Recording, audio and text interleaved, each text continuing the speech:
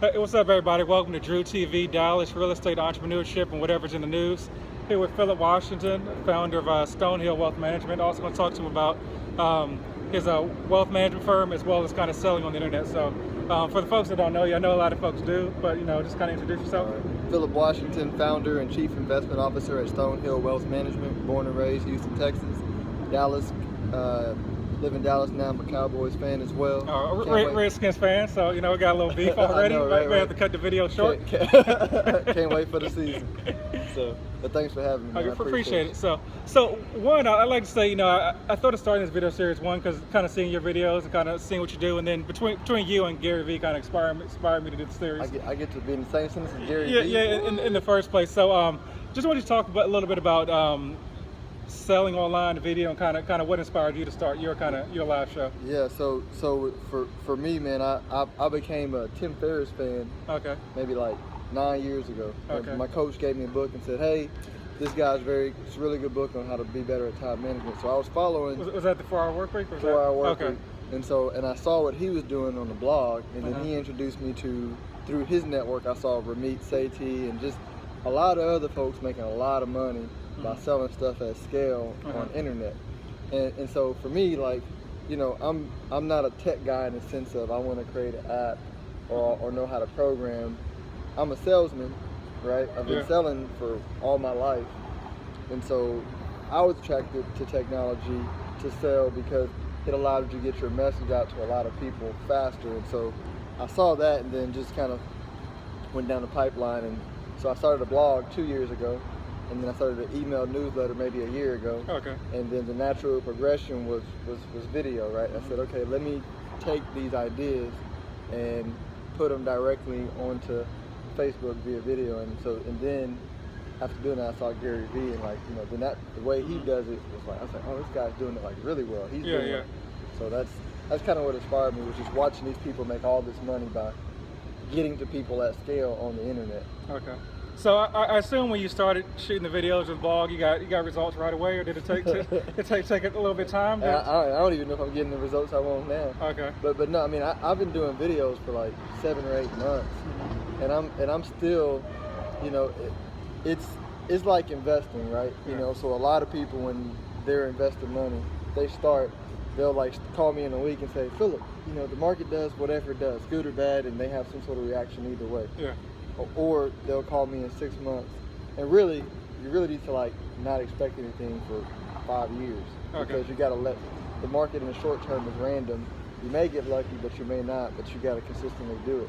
It's the same with videos. I'm 6 or 8 months in. I'm not getting the results that I want as far as viewership, but believe it or not, I guess since I am a salesman, like it has increased. My closing ratio is way higher. Okay.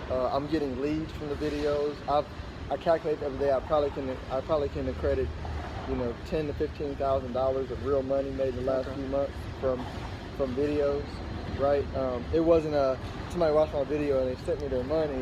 It was more somebody thought of me and referred me a client because of a video, or somebody who was on the fence that I talked to 2 years ago finally reached out after they saw a video and got the job done. And so. So I guess I'm getting results in that matter, but I'm not getting a whole lot of, I'm not having 100,000 views on my video yet. But I think it'll come, or if it doesn't, I don't really care as long as I can sell stuff using the videos. Yeah. I mean, going back to Gary Vee, I mean, one of his things is 1 view is better than 0. Yep. So I mean, it really depends who's watching the video. Then well, of course you want the most viewers, most followers as possible. But I mean, it really depends, who you're targeting. So I think that's a good thing you're doing, is you're kind of targeting the market you're kind of after. I think that's leads to some of that return on some of your videos there. Yeah. You talk a little bit more about kind of your firm and what made you kind of start wealth management. I know you started off in where'd you start off at? I can't believe Northwestern Mutual. Yeah, for 8 years. And so everything that's happening in the tech industry that's disrupting things, they're taking out the middleman.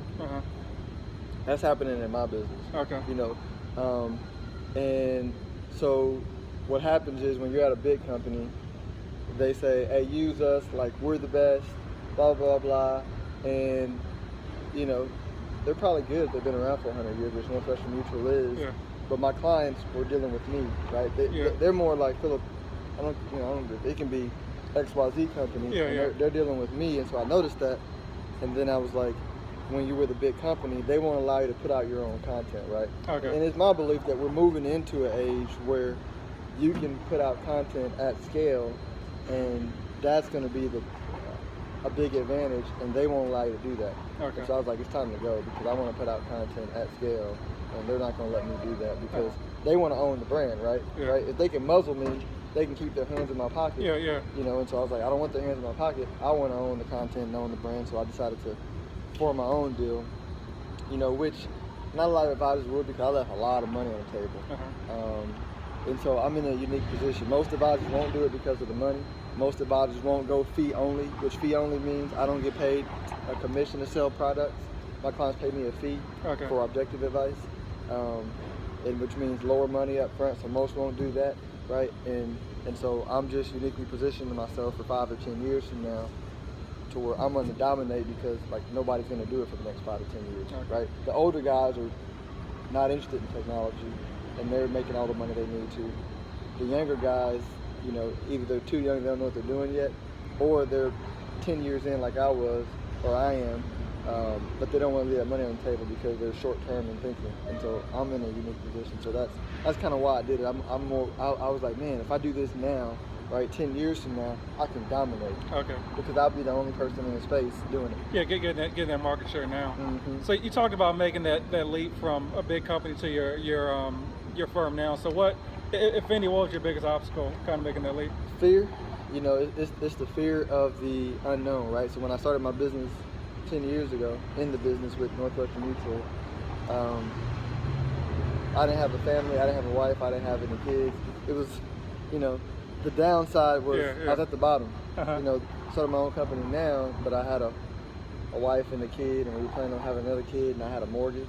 And so it was the fear of, man, like if I fail this time, you know, I got a lot further to fail.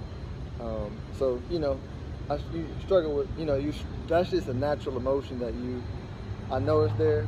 You can't really get away from it, but you just don't let it cripple you. I just took the action that you took and grew it. So. And so, what are some unique things you think you're doing to grow your business? I know one thing you kind of do is like that. You're doing like a monthly dinner right now. Or anything? You may talk a little bit about that, or whatever else you want to talk about. Yeah. So here's really what I do to market. I do a lot of business development with other professionals in different businesses, and try to help them get business, and try to find people who I can help get business that my clients or contact me. I do the cold calling and the cold emailing, and introduce myself, and schedule coffees. Now I'm having a once a month Papados thing, where I'll have a topic that we're talking about. I'll pay for dinner at Papados because my clientele likes Papados. I like Papados, so it's a win-win for everybody. And so it's just information, you know, no big sales pitch. It's just information for those interested. I think we got like 2 more seats for next Tuesday at the one on Oak Line. But I'm doing that, and I'll have a couple of big events a year. Do these videos, but I'm always trying to be in front of people. I do lots of seminars, and I do them for free. Like Dave Ramsey will charge whatever. I tell the church, like, don't pay Dave Ramsey. Like, I give you this stuff for free. You know, let me come in and speak, and then and then you speak, and you just find people who are interested, and the business comes. And so I'm doing anything and everything possible to just be in front of people. You know. And just my last rapid question. You mentioned the Cowboys. Me on the outside looking in, I'm a Redskins fan, like announced earlier. So do you think they're up for like a letdown this season? I mean, I think last season everything went perfectly. I'm thinking like 8-8. But I want to get your thoughts on that. You know what, man? I had a post on the other day. Last season I had such low expectations because we lost for so long, that it was the best emotional season I had because it was all upside. So I'm going to this season as long as they beat the Redskins and the Giants, I'm cool, right? Anything else is gravy. So that's my. I don't have any expectations. Okay. Maybe that's a coward way to do it, but I wanna enjoy football season. So Okay. I just not have big expectations. Okay, cool. That's really appreciate you coming on to talk to the folks about man, thanks for having me. your experience. Anything else you want to throw out there as far as your newsletter, where they can find you? Or? Well, best way to follow me is on just follow me or message me on Facebook. That's the best way. I put everything else out through Facebook. Okay. And I tell them keep watching your show because I saw the shows you've done. It's some good information. Oh, good. Appreciate it. Especially because we're in Texas, and like the best asset to own in the world is Texas real estate, in my opinion. Mm-hmm. Right? It's not financial advice. Seek your own financial counsel. Right? Okay. Okay, cool. Appreciate it. Thanks. Does that work? Yeah, man, that thing only goes for 10 minutes.